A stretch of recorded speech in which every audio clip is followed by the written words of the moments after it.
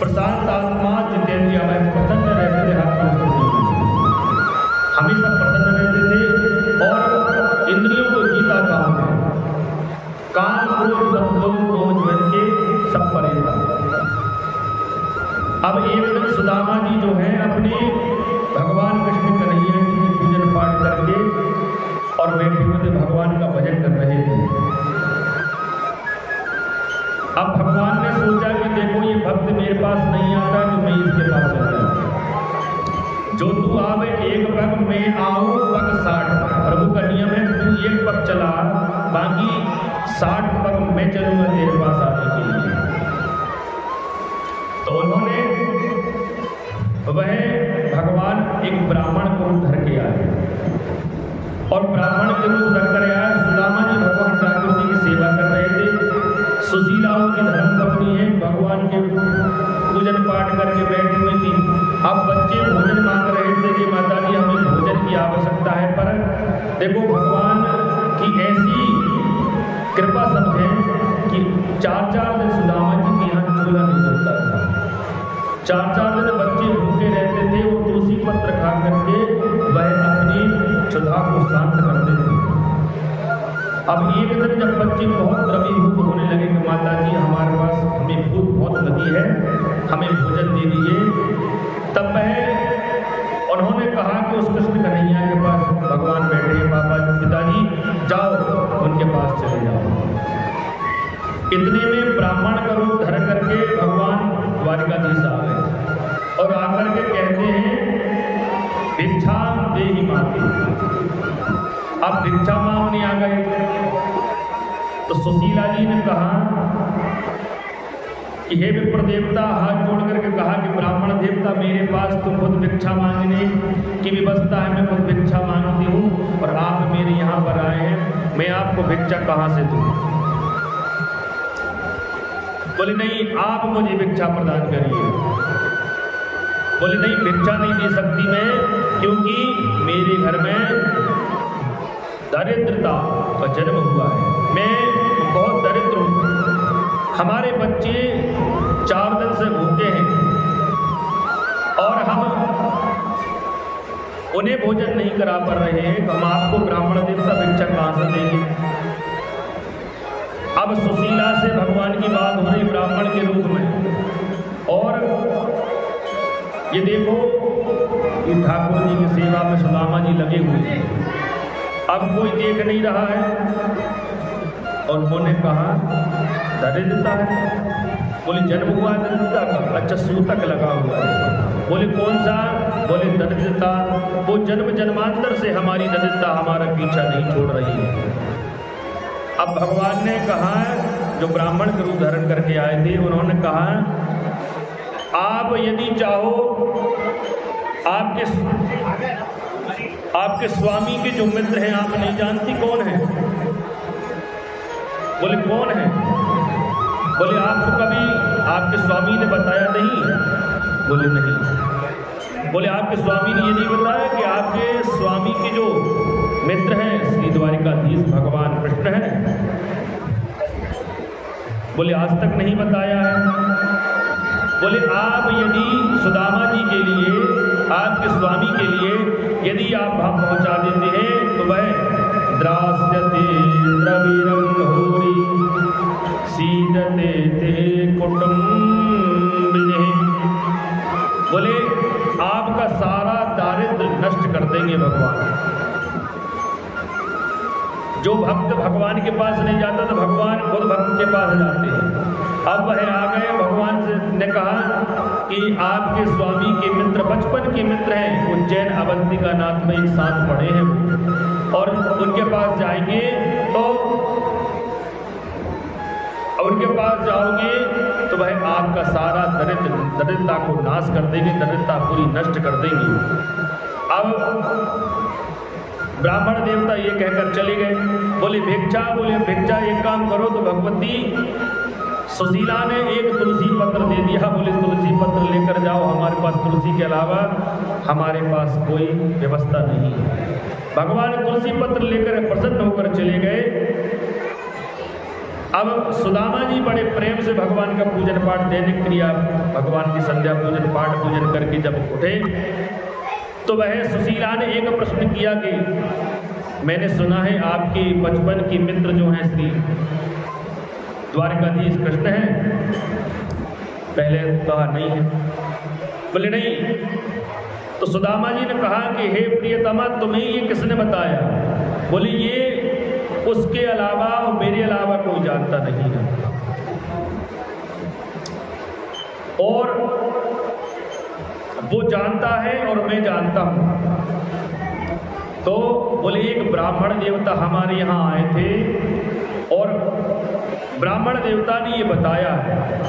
तो सुदामा जी ने कहा कि ब्राह्मण देवता कौन थे, थोड़ा बताओ।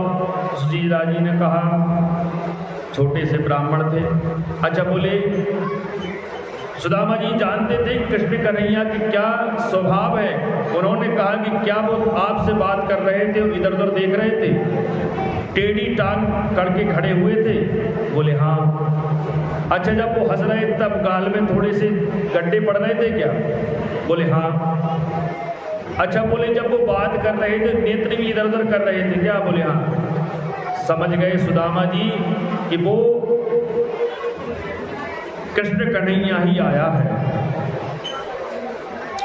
और वो आया है और उसी ने मेरी पत्नी को यह बताया है कि मेरा मित्र श्री द्वारिकाधीश कृष्ण है। अब उन्होंने कहा, सुशीला मैया ने कहा कि स्वामी आप क्यों नहीं जाते? उन्होंने कहा है कि यदि आप उनके पास चले जाओगे कि द्रास्यते द्रविणम भोड़ी सीदते ते कुटुंबिनी, बोले ऐसा द्रव ऐसा आशीर्वाद प्रदान करेंगे कि आपका पूरा दारिद्र्य नष्ट हो जाएगा। अब बोले जाऊं तो कैसे जाऊं? मित्र के पास, गुरु के पास कभी खाली हाथ नहीं जाना चाहिए, ऐसा कहते हैं। गुरु के पास जाओ, कुछ अन्न ले जाओ, कुछ वस्त्र ले जाओ, कुछ दक्षिणा ले जाओ, जो आपकी सामर्थ्य, कुछ नहीं है फल ले जाओ। अब जैसे अब सुदामा जी को जब ये बात आनंद हुआ तो वह कहते ननु ब्रह्मद्वरा सखा कस्यदात्मना, बोले बड़ा आनंद की अनुभूति हो रही है कि देखो मैं जाता तो पर मेरे पास कुछ भेंट देने के लिए नहीं है कि राजा के पास जाओ तो भेंट देना चाहिए। अब मैं भेंट दूं तो क्या दूं? बोले कभी ऐसा योग बनेगा तब मैं चला जाऊंगा। बोले नहीं आप चले जाइए। सुशीला जी ने कहा व्यवस्था हम कर देंगे। देखो जब हमारे घर कोई ब्राह्मण भिक्षा मांगने आए तो हम बगल से मांग के भी दे सकते हैं, पर उस समय सुशीला जी ने बगल से मांग के नहीं दिया। और सुशीला जी भगवान से इतना प्रेम करती थी, भगवान उनको पता नहीं था कि जय भगवान द्वारिकाधीश है।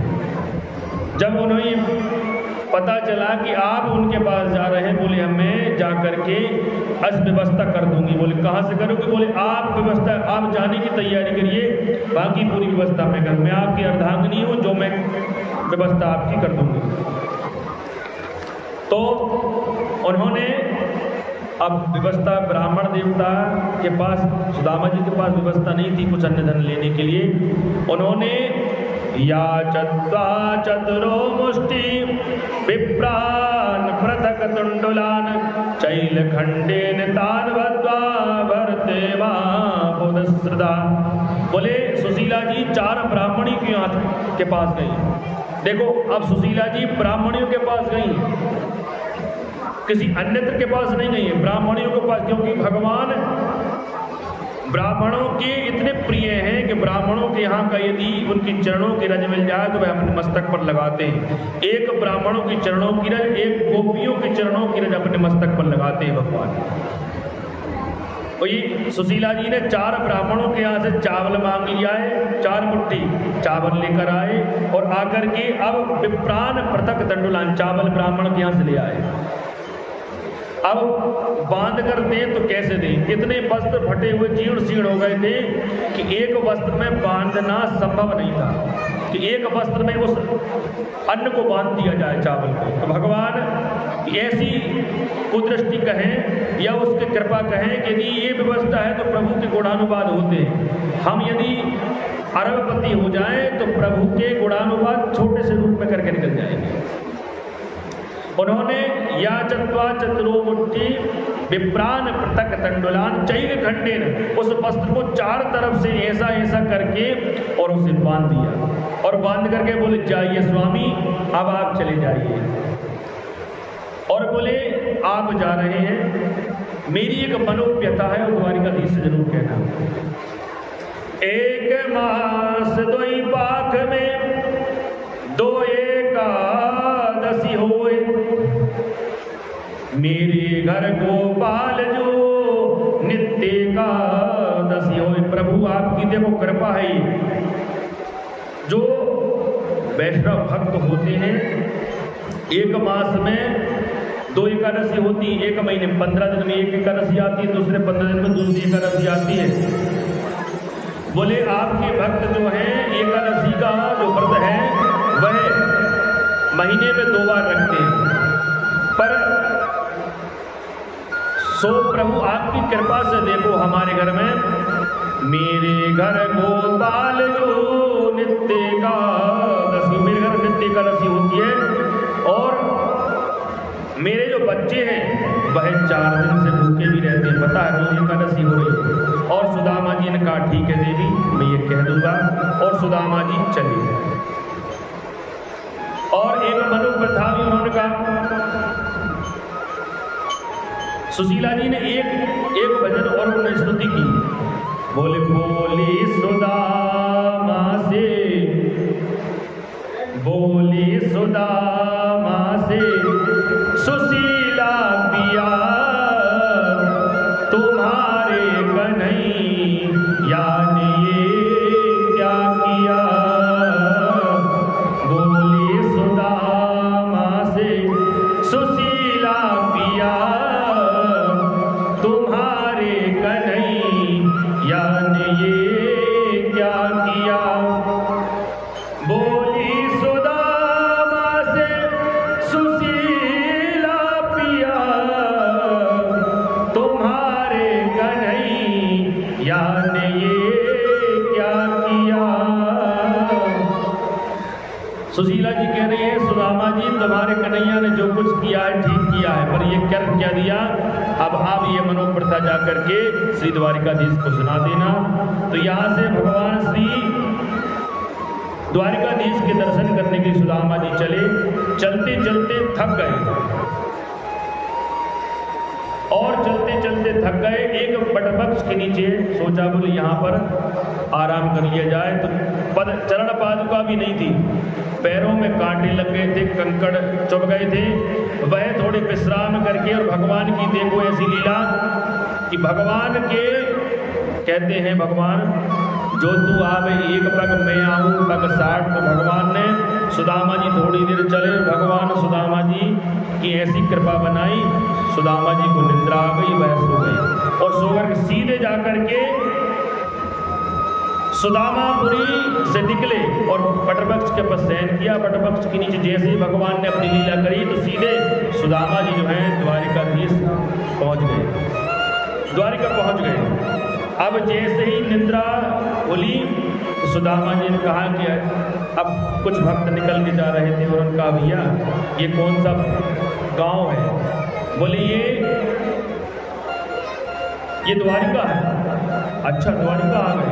बोले हम तो भैया ब्राह्मण देवता थे, शयन कर रहे थे। अच्छा। बोले भैया यहाँ कहीं कृष्ण कन्हैया रहता है क्या? तो सुदामा जी ने कहा कृष्ण कन्हैया यहाँ रहता है क्या? तो एक भक्त ने ये कहा सुनो ऐसे नाम नहीं लेते। बोले क्या लेते हैं? बोले अनंत श्री सलंकृत छत्रपति राजमूर्ति धर्म चक्रवर्ती सर्वेश्वर सर्वतंत्र स्वतंत्र गौ विप्र देवताओं के रक्षक श्री श्री महाराज राजाधिराज श्री द्वारिकाधीश कृष्ण। अच्छा जब ऐसे कहा बोले भैया अपने हमें इतनी विश्लेषण लगाना नहीं आता। अब हम बचपन में कहीं पढ़े थे तो हमें कृष्ण कन्हैया का नाम याद है तो वो हमने ले दिया है। बोले आप हम चाहते हैं द्वारिकाधीश के हम दर्शन करें। तो वो ठीक है। बोले यहाँ से आप चले जाइए तो जैसे ही जाकर के द्वारपालों से जाकर कहा, बोले कि द्वारिकाधीश यहीं रहते हैं? बोले हाँ। जो द्वारपाल है उसने कहा कि बताइए विप्र देवता। बोले विप्र देवता आप थोड़ा आराम करिए, मैं द्वारिकाधीश से बोलकर आता हूं।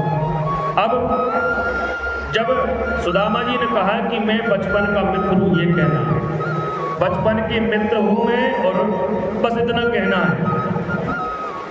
अब द्वारपाल ने देखा कि देखो भगवान राजाधिराज महाराज हैं, बड़े बड़े यहाँ पर बड़े बड़े सेवक, बड़े बड़े राजाधिराज यहाँ पर आते हैं, पर ये विप्र देवता ऐसे लग रहे हैं कि शरीर में कोई भी वस्त्र जो है एक तो स्वच्छ नहीं है और जहाँ तहाँ से फटे हुए हैं। पर ये सुदामा जी ये हाल देख करके वह द्वारपाल ने सोचा कि भगवान के अनन्य भक्त आते हैं, इसमें से कोई विशेष अवधूत तो है नहीं। और जाकर के सीधा वह जाकर के द्वारपाल ने भगवान श्री कृष्ण जी से कहा और बड़ी मनोव्यथा जो थी सब कुछ भगवान द्वारिकाधीश के सामने बता दी। द्वारपाल ने शीस पगाना जगातन में प्रभु जानी मुआए बसे के ही ग्रामा, धोते फटी सी लटी दुपती और पाए पाना की नहीं जामा, द्वार खड़ो तुझे दुर्बल देख चकिसो वसुधा अभिरामा, पूछत दीन दयाल को दाम बतावत आपनो नाम सुदामा। जैसे ही द्वारपाल ने द्वारिकाधीश से कहा कि हे राजन, हे प्रभु, आपके एक मित्र बचपन के यहाँ हैं और वह ये कह रहे हैं कि आप से मिलने आया है, उनका नाम सुदामा है। और जैसे ही कहा कि सुदामा जी आए हैं कि द्वारिकाधीश ये चाह रहे थे कि सुदामा मेरे पास आए, बड़े सौभाग्य है, बहुत दिनों के बाद तुम आए हो। और भगवान द्वारिकाधीश जो हैं सीधे चले गए और सु कहा है और दामा में जाकर के श्री द्वारिकाधीश ने अपने हृदय से प्रभु ने सुदामा जी को लगा लिया और तत्काल जाकर के भगवान ने हृदय से जब लगाया तो सीधे सुदामा जी के लिए वह अपने भवन में ले गए। ऐसे बेहाल विवाहिन सो पग कंटक जाए लगे पुनि जोए, हाय महादुख पायो सखा तुम आए किते न किते दिन सो, देखी सुदामा की दीन दशा करुणा करके करुणा निधि रोए, पानी परात से हाथ छुओ नहीं, पानी परात से हाथ छुओ नहीं, नैनन के जल सो पग धोई। देखो प्रभु ने सर्वोच्च आसन पर सुदामा जी को बिठा लिया और वह देख रहे हैं कि आपके चरण कहाँ हैं। ये क्षत्रिय धर्म होता है। सुखदेव जी ने राजा परीक्षित जी से कहा कि देखो आज जो जितनी विश्लेषण है, जिसकी द्वारिकाधीश है, अखंड कोटि ब्रह्मांड नायक है, वह ब्राह्मणों की चरणों की, संतों की चरणों की, गौ की सेवा के चरणों के लिए वह इतना सरल बन जाता है कि देखो सुदामा जी के चरण जो है अपने हथेलियों पर रख लिए और कह रहे इतने शरीर में उतने पैरों में कंटक पग कंटक जाए लगे पुण्य जोरी। ऐसा कोई स्थान नहीं था जहां पर कंटक कंकड़ और कांटे नहीं लगे हों। और कहा कि इतने दिन से तुम क्यों नहीं आए? और कहने लगे हैं कि आज तक मैं ये चाह रहा था कि आप मेरे पास आओ सुदामा जी, पर आप नहीं आए। अब जब आए हो बड़े मेरा सौभाग्य है। जैसे ही जो सर्वोच्च द्वारिका की जो पट्ट महसी जो द्वारिका की जो मालकिन है श्री रुक्मणी जी से कहा कि जाओ ब्राह्मण देवता के लिए गंगा जल लेकर आओ। अब रुक्मणी जी सीधी जाकर के भगवान के यहाँ पर गंगा जल रखा हुआ था, वह गंगा जल लेकर आओ। और जैसे ही गंगा जल लेके आए उससे पहले बोले पानी परात से हाथ छुओ नहीं, नैनन के जल से पग धोए। अब जब तक जो पट्ट महसी जो द्वारिका की है वह रुक्मणी जी जब तक जल लेकर आई, उससे पहले प्रभु ने अपने नेत्रों के आंसुओं से जल गंगा जमुना निकल पड़ी और श्री सुदामा जी के चरणों को पखार दिया। अब रुक्मणी जी ये समझ नहीं पाएंगी है कोई विप्र देवता कोई सहज नहीं है। ये सहज होता बोले मैं कब से देख रही हूँ, बड़े बड़े योगीश्वर भी आते हैं पर प्रभु की कृपा प्राप्त करने के लिए बहुत तप करना पड़ता है, बहुत समय लगता है। पर यह अवधूत कोई विशेष है। आज द्वारिकाधीश ने अपनी उच्च आसन पर बैठाला है तो कोई विशेष है ही। अब कहा रुक्मणी जी ने कहा कि मैं जल लेकर आई हूँ। बोले जल तो रहने हो, और यह भगवान सुदामा जी के चरणों का जो रज है उसके अपने मस्तक पर लगाइए। और बड़े विशेष वह कहने लगे कि तुमने आप राजन हो। सुदामा जी कहने लगे आप राजा हैं, आप ये आपको शोभा नहीं देता। बोले नहीं, मैं ब्राह्मणों के प्रति गौ के प्रति संतों को, क्योंकि मेरा जन्म भगवान का जन्म जो है द्वारिकाधीश कहते मेरा जन्म जो है, और सुखदेव जी राजा परीक्षित जी का भगवान का जन्म जो है विप्रधैन सुर संत हित लीन मनुज अवतार निज इच्छा निर्मित तनु श्री माया गुण गोपाल। विप्र धेनु, विप्र गौ धेनु सुर संत देवताओं संतों के हित के लिए वह लीन मनुज अवतार, मनुष्य का अवतार लेते निज इच्छा, प्रभु की स्वयं की इच्छा होती है, उस इच्छा से प्रभु अवतार लेते हैं। और मैं गौ ब्राह्मण संतों की रक्षा के लिए मैं हमेशा तत्पर रहता हूँ, उनके चरणों की रज अपने मस्तक पर लगाता हूँ। अब ऐसे सब भगवान की वार्तालाप हुई। फिर सुदामा जी से कहा कि आइए चलिए भोजन पानी प्रसाद करते हैं। भगवान ने उन्हें विशेष भोजन पवाया और भोजन पवा करके अब सुदामा जी से कहा कि सुदामा जी अब आप आराम करिए। अब एक पैर को श्री द्वारिका की जो मालकिन है रुक्मणी जी दबा रही हैं और एक पैर भगवान द्वारिकाधीश सुदामा जी के पैरों को दबा रहे हैं। दोनों सपत्नीक जो है ब्राह्मण देवता के चरण दबा रहे हैं। ब्राह्मणों को चरणों को पखारने का, ब्राह्मणों के चरणों को सेवा करने का, जिसको दबाना कहते हैं, सेवा करने से बड़ा पुण्य फल प्राप्त होता है। कभी भी आपके यहाँ कोई अनुष्ठान यज्ञ हो, ब्राह्मणों के चरणों को पखारो पर उनके चरणों की सेवा भी करो, बहुत पुण्य फल प्राप्त होता है।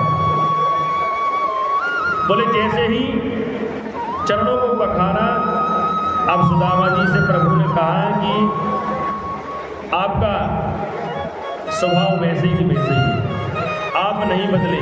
बोले नहीं, हम नहीं बदले।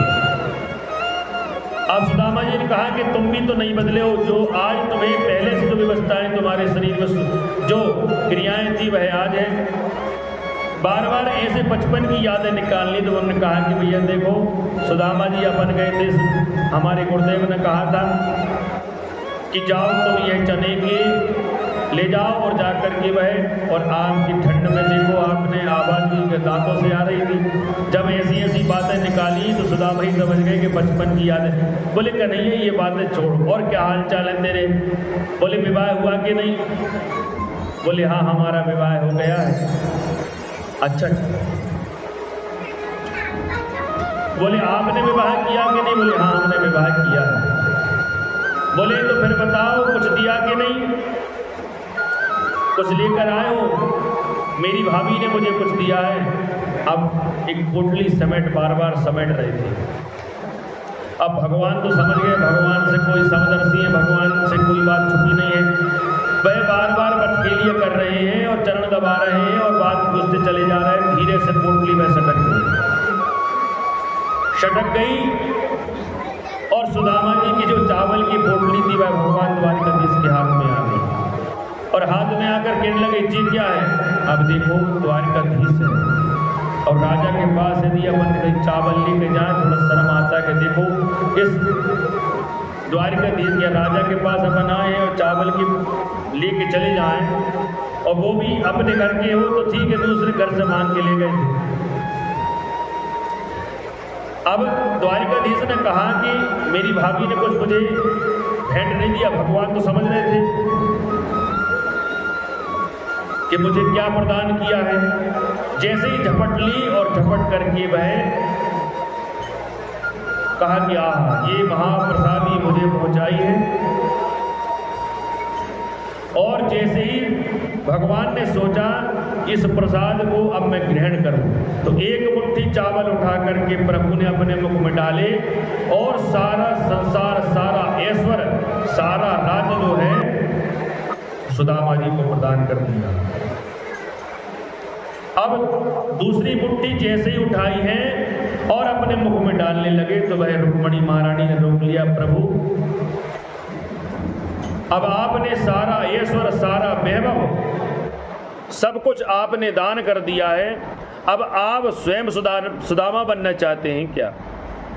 जैसे ही ये कहा तो राजा परीक्षित जी कहने लगे कि प्रभु सर्वस्व दान कर दिया। सुखदेव जी ने कहा हाँ प्रभु ने सर्वस्व, एक मुट्ठी चावल में सर्वस्व दान कर दिया, जबकि 4 मुट्ठी चावल लेकर आए थे। और दूसरी मुट्ठी जैसे ही अपने मुख में डालना चाहा वैसे ही रुक्मणी जी ने इसलिए भी रोक दिया कि ये प्रसाद को आप सब खाएंगे क्या? वो 4 मुट्ठी चावल को बहू ने 2 मुट्ठी बनाकर, एक मुट्ठी में 2 मुट्ठी खा गए, 4 मुट्ठी लेकर आए थे तो एक मुट्ठी में आधा पा लिया और दूसरी मुट्ठी जैसे ही उठाई तो रुक्मणी ने कहा कि प्रभु ये महाप्रसादी हमें नहीं देंगे क्या? आपकी द्वारिका परिकर कितनी बड़ी है, यदि सब आप पालेंगे तो इन्हें आशीर्वाद, ब्राह्मणों का आशीर्वाद कैसे लगेगा? तो वह रुक्मणी ने उन्हें रोक लिया और वह प्रसाद सब छीन करके सबको देने लगी। अब देखो आज प्रभु बड़े कृपा करुणा सागर हैं। सुखदेव जी राजा परीक्षित जी से कहा कि देखो, कहते हैं सुदामा जी दरिद्र हैं। अरे वो दरिद्र नहीं है, वो इतने कृपा पात्र शिष्य बन गए हैं। उन्होंने द्वारिकाधीश का वो वैभव, वो अखंड भक्ति स्वीकार कर लिए, दे दी है प्रभु ने उन्हें। अब उन्हें कभी भी दरिद्रता का सामना नहीं करना पड़ेगा। अब सुदामा जी ने कहा कि रहने दे कन्हैया जी, जो वैभव है, जो ऐश्वर्य है, मुझे नहीं चाहिए, क्योंकि ये वैभव जो ऐश्वर्य मेरे पास आएगा तो मैं आपकी भक्ति नहीं कर पाऊंगा, तुम्हारी भक्ति नहीं होगी। आप जब कृपा करते हैं तो उसकी जे काम, क्रोध, मद, लोभ, मोह और धन इनका हरण करते, धन का हरण कर लेते हैं। उसके जो बल है, कौन सा अहंकार का बल नष्ट कर देते हैं, पर उसके हृदय में आत्मा का बल होता है। कहते हैं हमारे साथ प्रभु है, आत्मा का बल है। जो बाहुबल है वो नष्ट हो जाता है, पर कष्ट में आत्मा का बल होता है। और प्रभु आप कुछ मत दीजिए मुझे। बोले आपको नहीं दिया है। द्वारकाधीश ने कहा आपको नहीं दिया है। बोले जिनको देना था वो ठीक है। अच्छा, बोले भाभी ने कुछ कहा भी होगा? बोले हाँ कुछ कहा। उन्होंने ये कहा है कि एक मास दोई पाख में दो एकादशी होए, मेरे घर गोपाल जो नित्य एकादशी होए। अब प्रभु ने मन ही मन में आशीर्वाद प्रदान कर दिया। बोले होनी तीते है गई, अब ना ऐसी होए, भावी तेरे भवन में नित्य द्वादशी होए। कहने लगी अब होनी तीते है गई, अब ना ऐसी होए, और भावी तेरे भवन में नित्य द्वादशी होए। सर्वस्व दान कर दिया। अब सुदामा जी से ये कहा नहीं है, मन ही मन में दान कर दिया। अब सुदामा जी ने कहा कि सुनो भैया, तुमने विवाह नहीं किया? बोले हाँ किया है। तो बोले भैया अर्धांगिनी नहीं दिख रही? बोले जे खड़ी है। बोले इस द्वारिका की जो उच्च और सर्वोच्च और जो पट्ट महसी है वह रुक्मणी महारानी यही है। अब जैसे ही उन्होंने कहा भैया जाओ आशीर्वाद ले लो, द्वारिकाधीश ने कहा अब रुक्मणी जी और द्वारिकाधीश भगवान सुदामा जी के चरण को प्रणाम किया उन्होंने। अब भगवान ने कहा खंड सौभाग्यवती भव। अब धीरे धीरे सत्यभामा जी, जाम्बवती जी, सत्या, लक्ष्मणा सब जब धीरे धीरे रानियां आई, सुदामा जी के लगे भैया तूने कितने विवाह करे? बोले थोड़े से विवाह हुए। बोले कितने बता दो? जब एक करके 2, 3, 4, 5, 6, 7 और 8 हो गए। सुदामा जी आशीर्वाद दे के देते थक गए। बोले किसी से कहा पति प्रिया भव, किसी से कहा पुत्रपति भव, किसी से कहा ऐश्वर्यवान भव। ऐसे ऐसे अनेक आशीर्वाद जब प्रदान किए उन्होंने तो आशीर्वाद दे के देते थक गए। बोले भैया और कितनी है? बोले अभी तो शुरुआत है, ये तो 8 है, 16,000 तो और है। बोले भैया सुनो, अब हम समझे कि तू बहुत बड़ा बन गया है और वह द्वारिकाधीश है, पर मैं तो तुझे कन्हैया ही मानूंगा। देखो भक्त और भगवान के बीच में कोई मर्यादा नहीं होती, क्योंकि आप मेरे वही बाल सखा हैं, भले आप द्वारिकाधीश बन जाएं, पर मैं आपको आज भी बाल सखा मानता हूँ। जो प्रभु को बाल सखा कन्हैया की सेवा करते हैं, कन्हैया उस घर में ऐसी कृपा बनाते हैं, फिर उसे किसी के सामने हाथ फैलाने की आवश्यकता नहीं है। अब सुदामा जी ने कहा कि सुनो भैया हमें घर भी जाने हैं, अब तू तेरी ये अर्धांगिनी है, तू इनका अर्धांग है, अब तुझे हम दे रहे हैं भैया अखंड आशीर्वाद प्रदान कर रहे हैं, अखंड सौभाग्यवती तू ही रहे। तो जब तेरे को आशीर्वाद देंगे तो तेरी पत्नियों के पास यह पहुंच जाएगा। बोली वृंदावन बिहारी लाल की जय, द्वारिकाधीश भगवान श्री कृष्ण की जय। अब सुदामा जी सबको भवन में मिलजुल करके अब सुदामा जी सीधे घर आए और घर आकर देखते हैं, विचार मन में किया कि देखो द्वारिकाधीश ने हमें कुछ दिया ही नहीं। अब हमारी पत्नी पूछेगी कि भाई आपने क्या लेकर आए? बोले कुछ दिया ही नहीं। अब कुछ जब नहीं दिया, घर आकर देखते हैं, सुदामापुर में जब आकर देखे तो सुदामापुर जो है इतना सुंदर हो गया है कि अपने भवन को सुदामा जी पहचान नहीं पाए। क्यों? पूरे सुदामापुर को उनने इतना सौभाग्यशाली ऐसा ऐश्वर्य रूप में बना के रख दिया कि सुदामा जी की कुटिया थी, वहां तो बड़े बड़े भवन बन गए। अब भवन बन गए तो उन्होंने सुदामा जी अपने कुटिया के सामने खड़े होकर कहते हैं भैया हमारी जहाँ कुटिया थी, कुटिया कहाँ चली गई है? तो गांव के लोगों ने कहा सुदामा जी आपकी कुटिया ही तो है। बोले नहीं मेरी कुटिया नहीं है।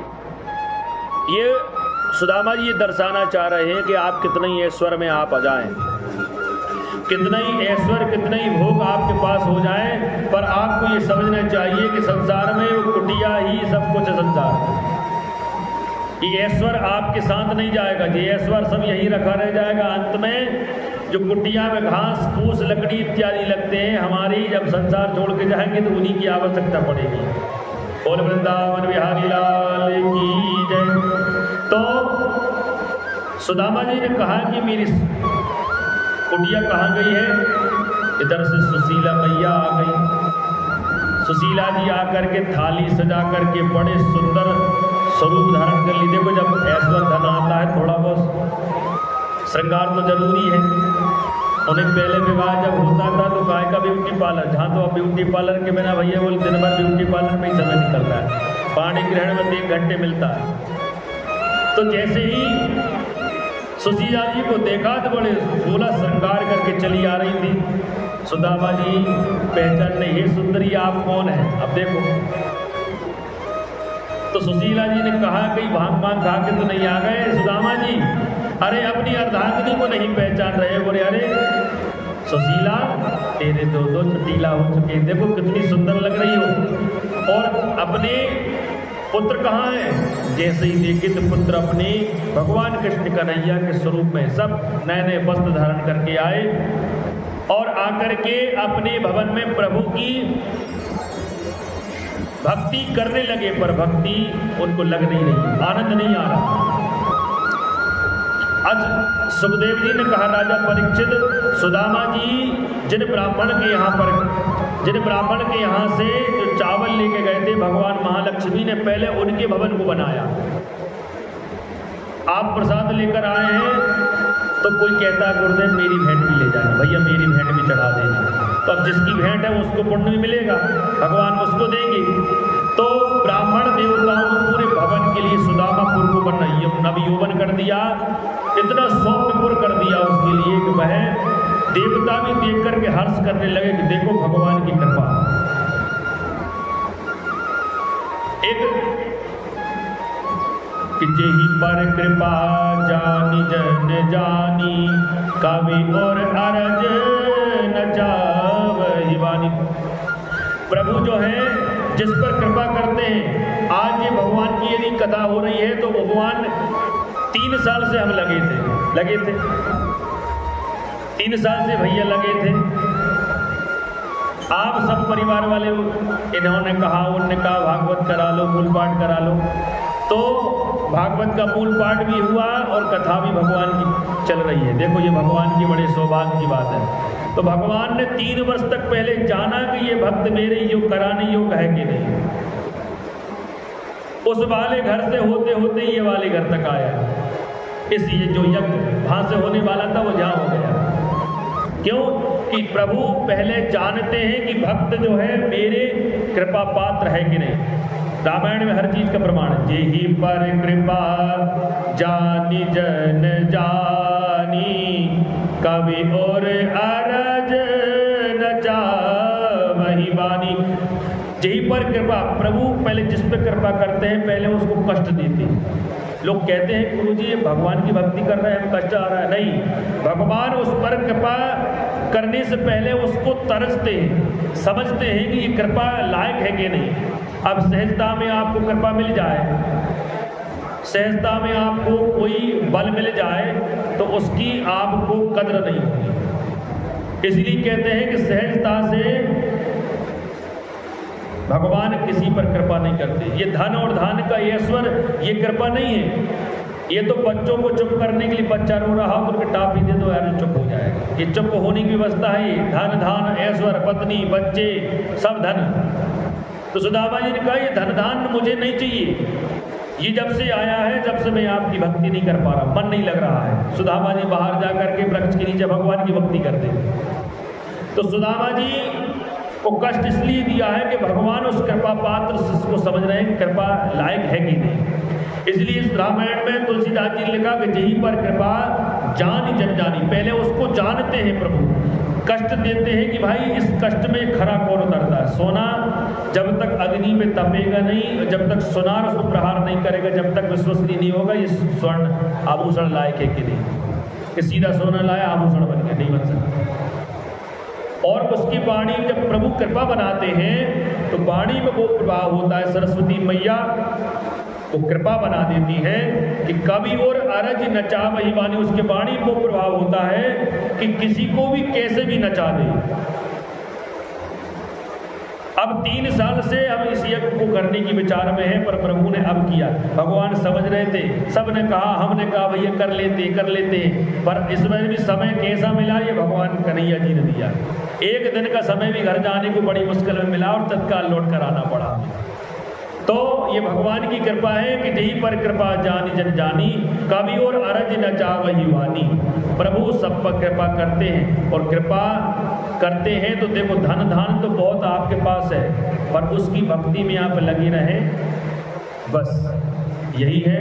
और सुदामा जी अपनी भगवान की भक्ति करने लगे। उसके बाद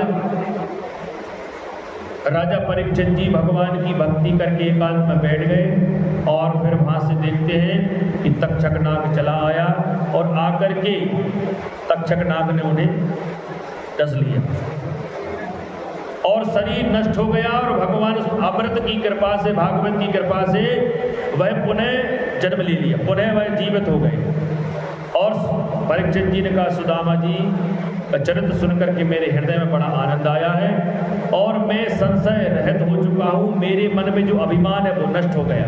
आप कितने बड़े राजा हो जाए, पर ब्राह्मणों के सामने सहजता से जाइए। देखो भगवान कितनी कृपा बनाते। बोले वृंदावन बिहारी लाल की जय। एक श्लोक श्रीमद् भागवत में, श्रवणम कीर्तनम यस्य सर्व पाप प्रणाशनम। ये श्रवण कीर्तन जो है उसका श्रवण करना चाहिए। नाम संकीर्तनम यस्य सर्व पाप प्रणाशनम, प्रणामो दुख समनस्तम नमामि हरिप्रियम। नाम संकीर्तन, भगवान की भक्ति करना यही संसार में है। और ऐसी जब प्रभु की कृपा बनाए, सभी प्रभु सब पर कृपा बनाए रखें। बोलिए वृंदावन बिहारी लाल की जय। भगवान